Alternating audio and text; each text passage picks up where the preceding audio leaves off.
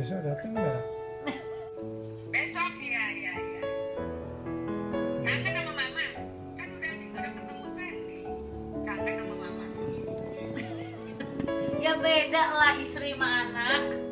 Sen, Ya. jadi gini Sen. Kan besok mama ke situ, kamu nggak pulang, tapi Doni ke sini aja. Walaupun keadaan saya memang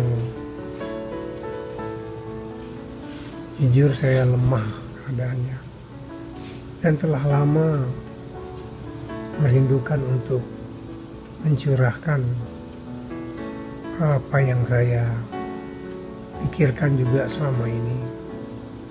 Saya mempergunakan kedatangan anak saya Doni dan Sandy untuk dapat membuat satu video memori tentang pandangan saya tentang khususnya keluarga. Karena keluarga adalah penting. Keluarga adalah modal utama dalam perjuangan. Ya, saya walaupun sakit banyak mendengar cerita ini dan itu di sana sini.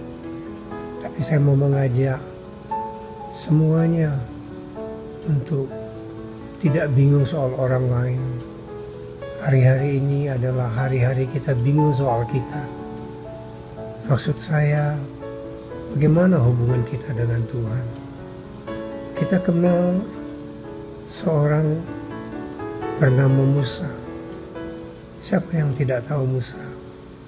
Ketika ia berada di Mesir, 40 tahun berarti sudah 80 tahunan. Tuhan datang kepadanya menyuruh supaya berangkat ke tanah Kanaan, membebaskan nasib orang Israel. Musa oke, istrinya oke, dan akhirnya mereka berjalan. Apa yang terjadi di tengah perjalanan? Tuhan ingin membunuh Musa. Saya bingung kenapa orang yang disuruh ini, yang sudah bersedia, kok sekarang mau dibunuh? Satu kepikiran Tuhan yang tidak dapat kita selami. Ada apa di balik itu? Saudara, saya hanya mendapat sebuah pengertian. Musa mau dibunuh. Bahkan dikatakan dalam Alkitab, Tuhan berusaha untuk membunuh Musa. Tapi Musa tidak mati-mati. Kenapa? Ternyata ada pembelaan dari istrinya. Betapa kuat hubungan suami dan istri itu. Asal mereka saling menghormati, saling membela. Tuhan menghormati kondisi seperti itu. Tuhan benar-benar mau membunuh Musa. Dan yang peka adalah istrinya, Zebora.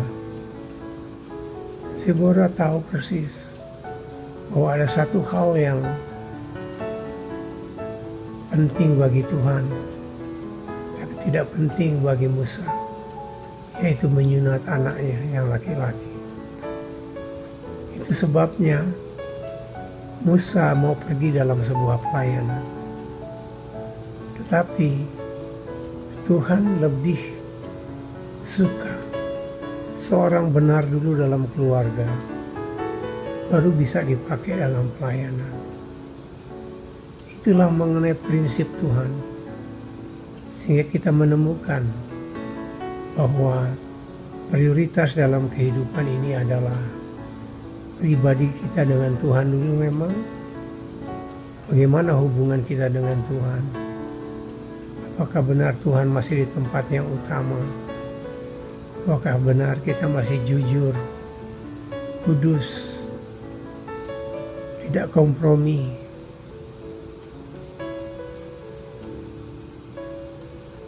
Ketika Tuhan melihat darah keluar dari sunat itu, Alkitab mengatakan, surutlah murka Tuhan. Sudahlah, berkaitan dengan sakit saya merasa juga banyak hal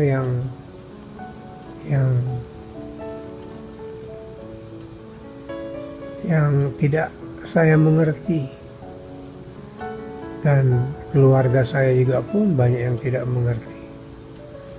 Tapi sejauh ini, sampai hari ini, tanggal 6 Februari 2017, saya dapat melaluinya. Jujur sampai hari ini saya tidak tahu persis di mana letak sakit saya itu, dan apalagi proses yang harus saya lalui.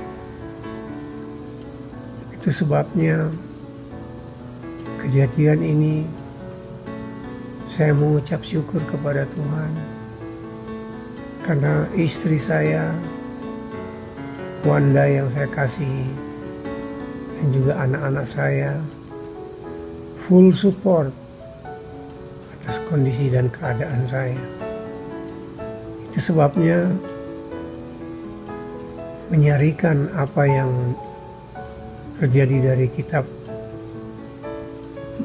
mengenai Musa ini, ya, saya mau menyampaikan lagi pesan kepada diri saya sendiri terlebih dahulu, dan kepada banyak orang, bahwa kita harus benar dalam hubungan dengan Tuhan. Hari-hari ini tidak waktunya lagi bermain-main dengan Tuhan. Hari-hari ini adalah hari-hari kita hidup jujur. Hari-hari ini kita adalah hari hidup obey, tunduk, taat kepada kehendak Tuhan. Dan mukjizat terus terjadi dalam kehidupan Musa. Kayak Musa yang begitu lembut hatinya, dipakai Tuhan untuk memimpin 2 juta sampai 3 juta orang Israel menuju kepada Kanaan, menuju kepada satu kemenangan daripada penistaan. Saudara, kisah-kisah ini mulai dari Adam, Nuh,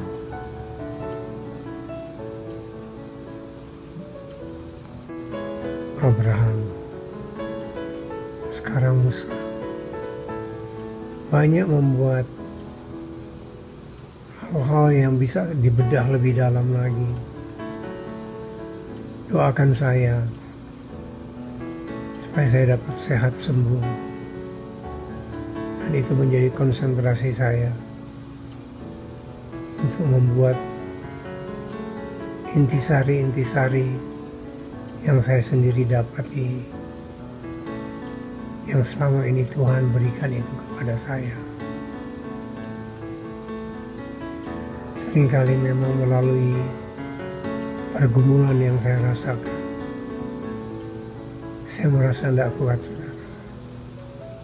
Jujur, merasa lelah. Tapi apa yang mau saya buat lagi? Saya sekarang harus bersikap seperti Abraham, bersikap seperti Musa, bertobat, dan sungguh-sungguh memang berharap tetap dalam doa dan pengharapan supaya Tuhan memberi umur panjang kepada saya.